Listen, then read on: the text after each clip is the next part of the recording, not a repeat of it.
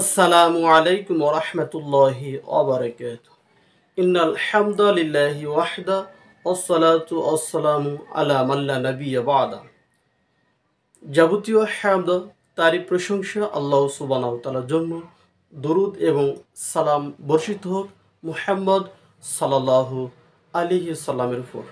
সম্মানিত উপস্থিতি, আল্লাহ সুবহানাহু ওয়া তাআলার প্রতি বিশ্বাস স্থাপন করার পরে সকল মানুষ, পৃথিবীর যে কোনো ব্যক্তি যখন সে ঈমান আনয়ন করবে, আনয়ন করার পরে তার প্রথম কাজ হলো সালাত আদায় করা।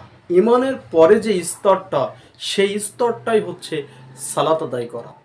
সম্মানিত উপস্থিতি, বলছিলাম আসুন আমরা সালাত বিষয়ে কয়েকটি কথা উপস্থাপন করি। সেটা হলো, সালাত হলো এমন ইবাদত, সালাত হলো আল্লাহ সুবহানাহু ওয়া তাআলার দেওয়া শ্রেষ্ঠ উপহার।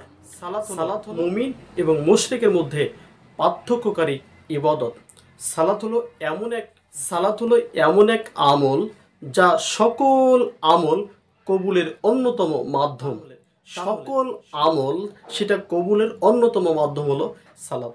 সালাত হলো এমন জিকির যার মধ্যে রয়েছে আত্মার প্রশান্তি। সালাত হলো এমন ইবাদত যা সকল খারাপি, অন্যায়, অশ্লীল কাজ থেকে বিরত রাখে।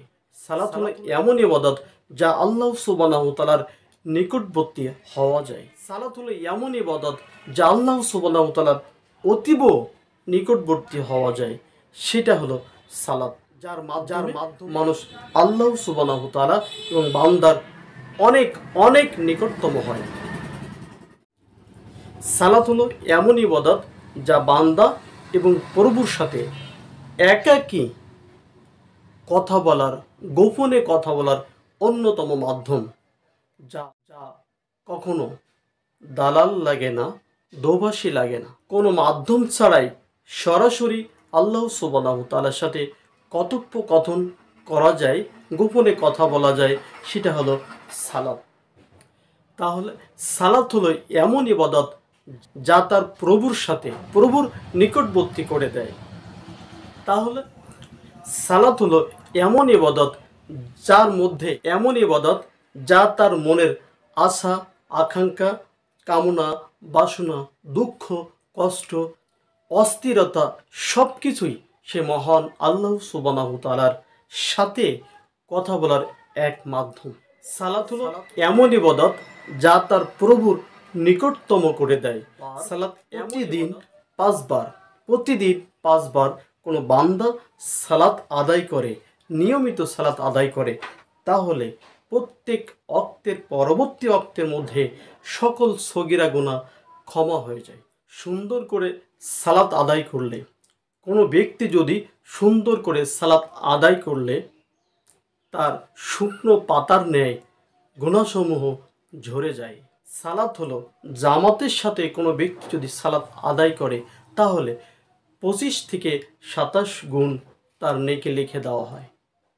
বলছিলাম যে সালাত হলো নিয়মিত আদায়কারী ব্যক্তির জন্য জান্নাতুল ফেরদাউসের অধিকারী হবে। যে ব্যক্তি নিয়মিত সালাত আদায়কারীর জন্য জান্নাতুল ফেরদাউসের অধিকারী হবে। তাহলে অবশ্যই যে ব্যক্তি সালাত আদায় করে, নিয়মিত আদায় করে, আল্লাহ সুবহানাহু ওয়া তাআলার ভয় করে, আল্লাহ সুবহানাহু ওয়া তাআলা তার জন্য রেখেছেন জান্নাতুল ফেরদাউসের অধিকারী হিসেবে। ব্যক্তি হবে জান্নাতুল ফেরদাউসের অধিকারী। ব্যক্তি যদি বেশি বেশি সালাত আদায় করে, সেজদা করে, তাহলে মুহাম্মদ সাল্লাল্লাহু আলাইহি সাল্লামের সাথে থাকার সৌভাগ্য অর্জন করবে। তাই তো মুহাম্মদ সাল্লাল্লাহু আলাইহি সাল্লাম বলছেন, কোনো ব্যক্তি যদি আমার সাথে থাকতে চায়, জান্নাতে আমার সাথে থাকতে চায়, তাহলে সে যেন বেশি বেশি সেজদা করে, অর্থাৎ আল্লাহ সুবহানাহু ওয়া তাআলার ফরজ সালাত আদায়ের পরেও যেন নফল সালাত আদায় করে, কিছু নফল সালাত আদায় করে, যেটা মুহাম্মদ সাল্লাল্লাহু আলাইহি সাল্লামের সাথে থাকার একটা পথ এবং পন্থা। সালাত আদায়কারী ব্যক্তি আরশের নিচে ছায়ায় থাকবে। সালাত হলো এমন ইবাদত যেটা কোনো ব্যক্তির অন্তর যদি মসজিদের সাথে লটকানো থাকে, এক ওয়াক্তের সালাতের পরে আবার অপেক্ষা করে কখন মসজিদে যাব, এই ব্যক্তির জন্য আরশের নিচে আল্লাহ সুবহানাহু ওয়া তাআলা ছায়া দিবেন। সালাত হলো এমন এক ইবাদত যা জান্নাতের যাওয়া এবং তার রব হিসাবে চেনার অন্যতম মাধ্যম। বলছিলাম যে সালাতে সিজদার মাধ্যমে আল্লাহ সুবহানাহু ওয়া তাআলার সবচেয়ে বান্দা নিকটে যায় এবং আল্লাহ সুবহানাহু ওয়া তাআলার নৈকট্য লাভ করতে পারে একমাত্র সালাত। আসুন না আমরা চেষ্টা করব সালাত আদায় করার জন্য।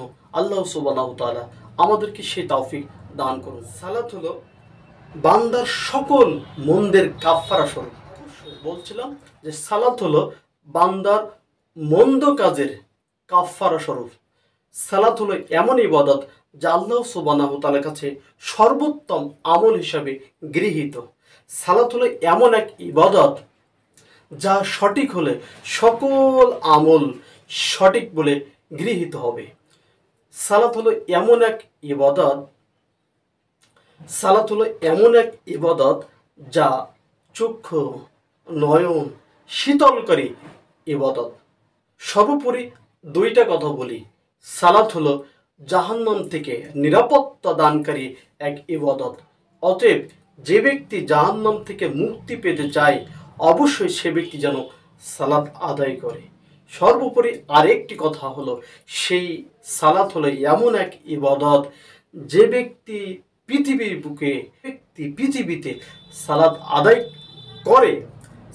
আদায় করে অভ্যস্ত হয়, পাঁচ ওয়াক্ত সালাত আদায় করে, নিয়মিত আদায় করে, সেই ব্যক্তি কিয়ামতের দিন আল্লাহ সুবহানাহু ওয়া তাআলা যখন বলবেন আমাকে সিজদা করো, ঠিক তখনই পৃথিবীতে সালাত আদায়কারী ব্যক্তি, পৃথিবীতে সিজদাকারী ব্যক্তি সেই দিন আল্লাহ সুবহানাহু ওয়া তাআলাকে সিজদা করতে পারবেন। আসুন আমরা সেই মহান আল্লাহ সুবহানাহু ওয়া তাআলাকে চিনি, জানি এবং সেই রবকে সিজদা করতে শিখি, রুকু করতে শিখি, কিয়াম করতে শিখি। আল্লাহ সুবহানাহু ওয়া তাআলা আপনাকে এবং আমাকে কিয়াম, রুকু, সিজদা সকল ইবাদত করা তৌফিক আল্লাহ সুবহানাহু ওয়া তাআলা দান করুন। আল্লাহুম্মা আমিন।